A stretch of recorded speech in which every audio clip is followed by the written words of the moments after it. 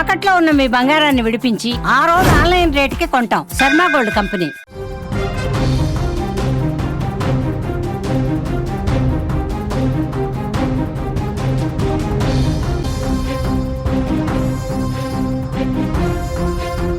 Breaking news చూస్తున్నాం.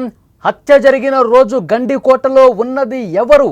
ప్రస్తుతం పోలీసులు అన్ని విధాలుగా కూపీలాగుతున్నారు. గండికోటకు ఎందుకు వచ్చారు, ఎంతమంది వచ్చారు, వచ్చాక ఏం చేశారు, వైష్ణవిని అప్పుడు ఎవరైనా చూశారా, జమ్మలమడుగు పిఎస్లో విచారించిన 150 మందిలో నిందితులు ఉన్నారా? ఈ కోణంలో దర్యాప్తు చేస్తున్నారు. కేసులో నిందితులు ఎవరో తెలిసిన ఆధారాలు లభించనందుకే ఆలస్యం జరుగుతుందా? ప్రస్తుతం ఈ కేసులో ప్రతి అడుగడుగు పోలీసులు తనిఖీలు చేస్తూ ఉన్నారు, దర్యాప్తు చేస్తూ ఉన్నారు, విచారణ చేస్తూ ఉన్నారు. కానీ ఏ ఒక్క ఆధారం కూడా సరైనది ఇంకా లభించనట్టుగా తెలుస్తోంది.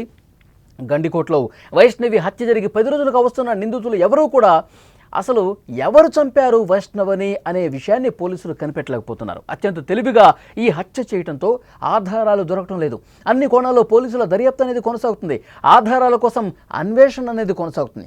కుటుంబ సభ్యులే హత్య చేశారని అంతా అనుమానిస్తున్న అనుమానాలు నిజమే, కానీ క్లూస్ ఏవి, కానీ ఆధారాలు ఏవి?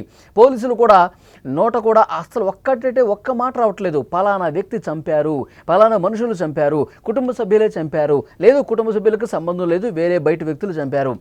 ఇలాంటివి ఎన్నో కనిపిస్తున్నా ఆధారాలు మాత్రం ఇంతవరకు లభ్యం కాని పరిస్థితి అయితే ఉంది. ఈ కేసు దర్యాప్తు కీలక పరిణామం చోటు చేసుకుంది.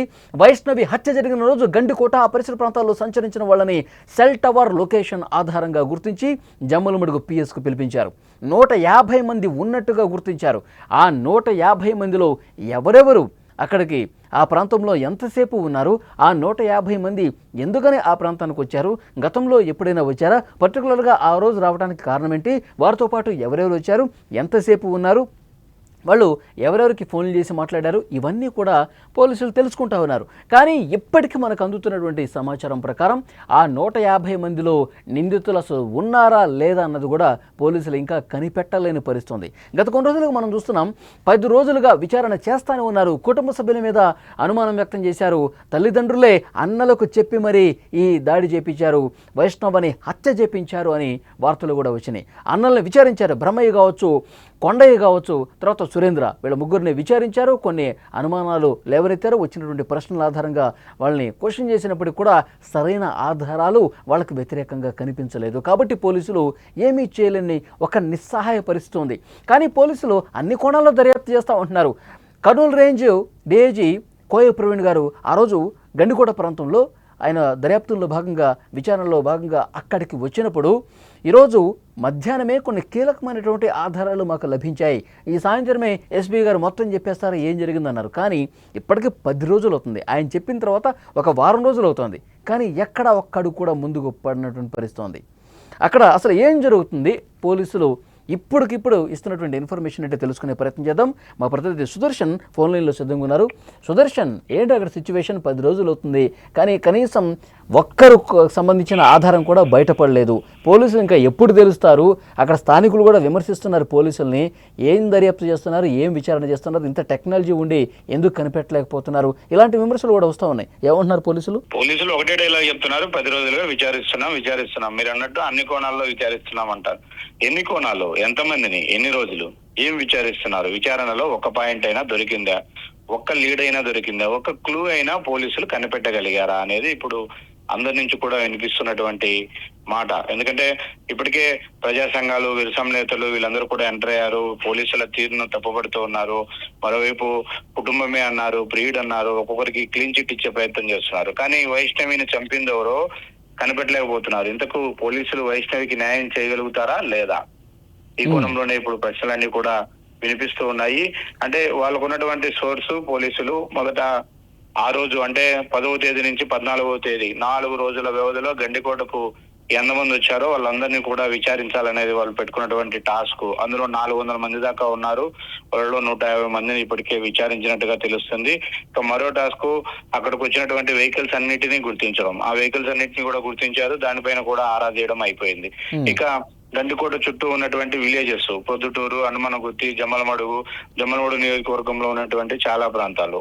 ఇప్పుడు గండికోట కొట్టాలో అని ఇంకొక ఊరుంది అటువైపు, గండికోట వైపు. అక్కడి నుంచి ఒక మార్గం ఉంది గండికోటకు, ఇంకొక మార్గం ఏదైతే ఇప్పుడు సీసీ కెమెరాలు ఉన్నాయో ఆ మార్గం కాకుండా వెనుక వైపు నుంచి ఒక మార్గం ఉంది. ఆ మార్గంలో ఏమైనా చంపిన వాళ్ళు రహస్యంగా వెళ్ళి ఉంటారా, లేకుంటే ఆ గ్రామాల్లో ఏమైనా తలదాచుకున్నారా అనేది దానికోసం కూడా విచారణ చేస్తూ ఉన్నారు. అలాగే ప్రొద్దుటూరు, ముఖ్యంగా ప్రొద్దుటూరులో కూడా చాలా అనుమానాలు ఉన్నాయి. ప్రొద్దుటూరుకు సంబంధించి చాలా మందిని పోలీసులు రహస్యంగా విచారిస్తూ ఉన్నారు. ఒక డిఎస్పీ ఆధ్వర్యంలో ఒక 2 వెహికల్స్ పెట్టుకొని నిత్యం మఫ్టీలో పోలీసులు వాళ్ళకి అనుమానం వచ్చిన వాళ్ళందరినీ కూడా లిఫ్ట్ చేస్తూ ఉన్నారు. నిన్న కూడా ప్రొద్దుటూరులో ఒక వ్యక్తిని రహస్యంగా విచారణకు తీసుకెళ్లి విచారించినట్టుగా మనకు సమాచారం ఉంటుంది. కానీ ఇంతవరకు ఎలాంటి క్లూ దొరకట్లేదు. అందరూ అనుకున్నట్టుగా పేరెంట్స్ పాత్ర ఉందా అంటే దానిని ఎక్కడా కూడా పోలీసులు ఇసుమంతా కూడా నిర్ధారించలేదు. అయితే సుదర్శన్ ఆ రోజు కోయ ప్రవీణ్ సంఘటన స్థలానికి వచ్చి పరిశీలించినప్పుడు ఆయన ఒక మాట చెప్పారు, మాకు ఈ ఉదయమే కొన్ని ఆధారాలు, నిందితులకు సంబంధించిన ఆధారాలు దొరికాయి అన్నారు. మరి ఏంటి ఆధారాలు ఇంతవరకు బయట చెప్పలేదు ఆయన? అదే ప్రశ్న మనము సుమన్ టీవీకి ఎక్స్క్లూజివ్ గా ఎస్పీ గారు ఇచ్చిన ఇంటర్వ్యూలో కూడా ప్రశ్నించడం జరిగింది. అంటే మేము కొన్ని ఎవిడెన్సెస్ దొరికాయి మాకు, వాటిని క్లారిఫై చేసుకుంటే కన్నా ఖచ్చితంగా వీళ్ళే ఉండొచ్చు అని మేము ఆ రోజు భావించాము. కానీ అవి వీగిపోయాయి, ఆ క్లూస్ మాకేమీ ఉపయోగపడలేదు, వాళ్ళ పాత్ర లేదు అని తేలిపోయింది అన్నాడు. కానీ తర్వాత స్టెప్ ఏంది అనేది పోలీసులకు ఇప్పుడు కూడా అర్థం కావట్లేదు. వందలాది మందిని అయితే విచారించామని చెప్తున్నారు, కానీ ఎవరి నుంచి కూడా ఎలాంటి ఆధారము లభించట్లేదు. అదేమి వేరే దేశంలో జరిగింది కాదు, అలాగని ఏదో అటవీ ప్రాంతంలో జరిగింది కాదు. రోజుకు వందలాది మంది వచ్చే టూరిస్టు ప్రాంతంలో, అది కూడా పట్టపగలు, అర్ధరాత్రి కూడా కాదు, పట్టపగలే జరిగింది. అలాగని మృతదేహం ఏమైనా గల్లంతైందా అంటే అది లేదు. మృతదేహాన్ని అక్కడే గుర్తించారు. కానీ ఇంతవరకు డాగ్ స్క్వాడ్ కానీ, క్లూస్ టీమ్ కానీ, పోలీసులు ఇన్వెస్టిగేషన్ లో కానీ ఎలాంటి ఆధారాలు దొరకట్లేదు అన్నది పోలీసులు ఫస్ట్ నుంచి కూడా చెప్తున్నటువంటి ఒకే డైలాగ్. కాకపోతే విచారిస్తున్నాం.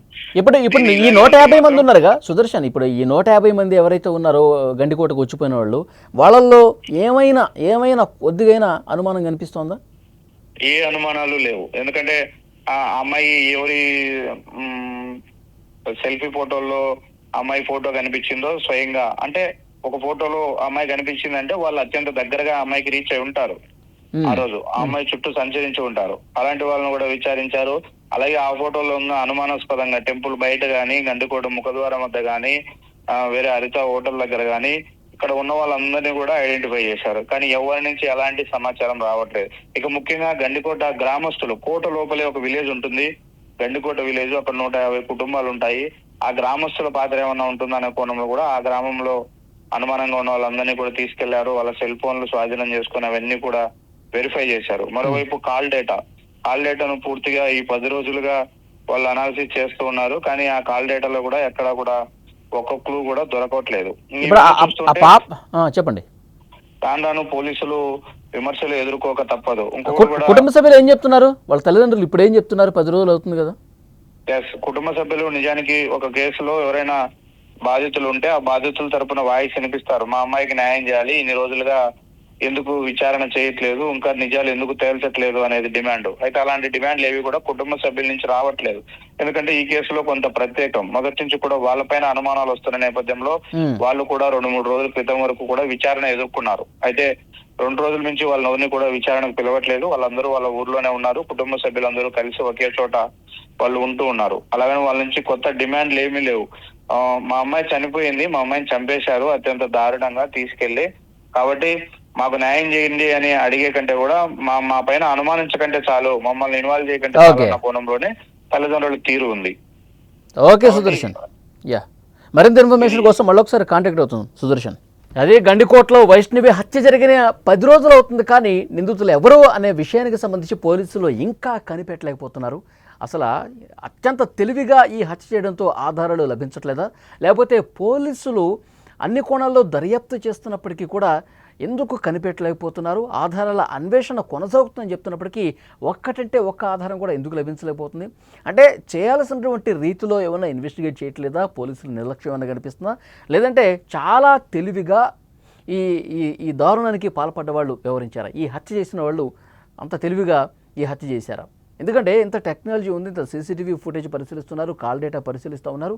ఇటు కుటుంబ సభ్యులు కాదని తెలుస్తూ ఉంది, అన్నదమ్ముల మీద అనుమానాలు ఉన్నాయి, కానీ వాళ్ళకి వ్యతిరేకంగా ఆధారాలు కూడా సంపాదించాలని పరిస్థితుంది. మరి ఆ గండికోట ప్రాంతంలో సమీపంలో ఉన్న గ్రామస్తుల ప్రమేయం ఉందా అంటే దానికి సంబంధించిన ఆధారాలు లేవు. మరి 150 మంది వచ్చారంట ఆ రోజు గండికోటలో ఈ అమ్మాయి హత్య జరిగినప్పుడు. మరి ఆ 150 మందిని విచారిస్తుంటే వీళ్ళకు కూడా ఎలాంటి సంబంధం లేదని చెప్తా ఉన్నారు. అక్కడ కూడా అనుమానం రాలేదు, ఈ 150 మందిలో ఎవరైనా నిందితులు దాక్కొని ఉన్నారా, నిందితులు ఉన్నప్పటికీ కూడా ఏమన్నా కనిపెట్టలేకపోతున్నామంటే అది కూడా తెలియని పరిస్థితుంది. సో 10 రోజులు అవుతుంది, కానీ నిజం ఏదో ఒక రోజు బయటకు రాక తప్పదు. ఎవరైనా ఎంత చాకచక్యంగా ఎంత తెలివిగా ఈ హత్య చేసినా సరే ఏదో ఒకటి కనీసం ఒక చిన్న ఆధారమైన ఒక చిన్న క్లూ అయినా ఆ హత్య చేసినటువంటి నేరస్తుడు వదిలిపెట్టి ఉంటాడు. కానీ దాన్ని పట్టుకోవడంలోనే లేట్ జరుగుతుంది. సో మరొక వారం రోజులైనా సరే, మరొక 4-5 రోజులైనా సరే డెఫినెట్గా హత్య చేసిన వాళ్ళు దొరుకుతారు. అది కుటుంబ సభ్యుల, లేకపోతే సొంత అన్నలకు సంబంధించినటువంటి వాళ్ళ, లేకపోతే లోకేష్కి సంబంధించిన ఫ్రెండ్స్ ఎవరైనా ఉన్నారా, లేదంటే అక్కడ ఎవరైనా అల్లరి మూకల, ఏది ఏమైనప్పటికీ కూడా ఆధారాలు అనేవి సంపాదించడంలో లేట్ అవుతుంది, కానీ పక్కాగా మాత్రం దొరుకుతారు. హత్య చేసిన వాళ్ళు ఎవరు అన్నది కనిపెట్టే అవకాశం తప్పకుండా ఉంటుంది. అన్ని కోణాల్లో అన్ని రకాలుగా దర్యాప్తు చేసి పక్కాధారాలు, ఎందుకంటే కొంతమంది అనుమానం ఉంది. ముందుగా అనుమానం వ్యక్తం చేసింది బ్రదర్స్ మీదే, ఎందుకంటే బ్రహ్మయ్య కావచ్చు, కొండయ్య కావచ్చు, సురేంద్ర కావచ్చు, వీళ్ళు కొంత అనుమానంగా కనిపించారు. వాళ్ళ పేరెంట్స్ ఏమో అన్నలెట్ట చంపుతారు, వ్యవస్థలను చేసి అంత దారుణంగా చెల్లిని అన్న చేస్తాడా అని చెప్పి వాళ్ళు కొట్టిపారేస్తూ ఉన్నారు. కానీ కొంత అనుమానం ఉంది కాబట్టి ఆ కోణంలో విచారించిన క్రమంలో ఆధారాలు మాత్రం దొరకట్లా. వాళ్ళు ప్రశ్నిస్తున్నారు, అనుమానం వ్యక్తం చేస్తున్నారు, వాళ్ళు కొంత తడబట్టుగా జవాబులు చెప్తా ఉన్నారు. అయినప్పటికీ కూడా ఆధారం అనేది చాలా ఇంపార్టెంట్. ఆధారం ముందు పెట్టి ప్రశ్నించాలంటే అందుకు తగ్గ ఇన్వెస్టిగేషన్ మరింత లోతుగా చేయాల్సినటువంటి అవసరం ఉందని పోలీసులు చెప్తున్నారు. మరోవైపు అసలు కుటుంబ సభ్యులకి సంబంధమే లేదనుకుందాం, గండికోట ప్రాంతంలో ఎవరైనా అల్లరి మూకులు వచ్చారనుకుందాం, వాళ్ళు ఈ సీసీ ఫుటేజ్లో కనిపించకుండా, కెమెరాల కంటికి చెక్కకుండా వెనక నుంచి వచ్చారనుకుందాం, వచ్చి మరి దాడి చేసి ఆమెని చంపేసి ముళ్ళ పొదల్లో పడేశారు అంటే దానికి ఒక రీజన్ ఉంటుంది కదా. అక్కడ అత్యాచారం జరగలేదని చెప్పి 100% చెప్తా ఉన్నారు. ఆ అమ్మాయి మీద ఎలాంటి అఘాయిత్యం జరగలేదు, కేవలం కడుపులో గుద్ది కాలేయం అక్కడ తీవ్రంగా గాయపడటం వల్ల ఆమె చనిపోయింది. కేవలం ఆమెని కడుపులో గుద్ది చంపేశారు. మరి అక్కడ గండికోట ప్రాంతంలో సంచరించే వాళ్ళు అల్లరి మూకలు ఉంటే కేవలం ఎందుకు చంపుతారు? ఒక అమ్మాయిని కేవలం చంపేసి ముళ్ళపొదలు ఎందుకు పడేస్తారు అంటే వాళ్ళకి ఎవరైనా చెప్పు ఉండాలి, ఈ అమ్మాయిని చంపేయండి అని చెప్పి ఎవరైనా ఇన్ఫర్మేషన్ ఇచ్చి ఉండాలి. సో అన్ని కోణాల్లో దర్యాప్తు చేస్తున్నారు. ఎవరు ఇన్ఫర్మేషన్ ఇచ్చి ఉంటారు, ఎవరు చంపుంటారు, అక్కడికి ఎవరు వచ్చి ఉంటారు, ఎటువైపు నుంచి వచ్చి ఉంటారు, ఎంత తెలివిగా చంపినా కానీ ఆధారాలు ఏదో ఒకటి దొరుకుతుంది కదా. సో అందుకే వెయిట్ చేస్తూ ఉన్నారు. 100% పక్కాగా ఆధారాలు లభించిన తర్వాతే మీడియా ముందుకు వస్తామని చెప్పి పోలీసులు చెప్తున్నారు. చాలా సీరియస్గా, ఎందుకంటే ఒక ఛాలెంజ్గా తీసుకున్నారు. పోలీసుల మీద విమర్శలు వస్తున్నాయి, పోలీసులు నిర్లక్ష్యం ప్రదర్శిస్తున్నారు, లేదంటే ఎవరినో కాపాడటానికి పోలీసులు ఈ విధంగా చేస్తూ ఉన్నారు. పోలీసులు ఎవరినో రక్షించడం కోసం దొరికినటువంటి ఆధారాలు కూడా అవి వీగిపోయాయి, దొరకలేదు అని చెప్పి కప్పిపుచ్చే ప్రయత్నం చేస్తున్నారు. ఇలాంటి విమర్శలు కూడా పోలీసుల మీద వస్తూ ఉన్నాయి. సో అందుకే వాళ్ళు కొంత ఛాలెంజ్గా తీసుకున్నారు. ఎవరున్నా సరే వదిలేది లేదు, అన్నీ కూడా అతి త్వరలోనే తెలుస్తాయని చెప్తున్నారు. సో 10 రోజులైంది, ఇంకెన్ని రోజులు పడుతుందో తెలియాలి, కానీ ఇన్వెస్టిగేషన్ ఒక పక్క సీరియస్గా జరుగుతోంది.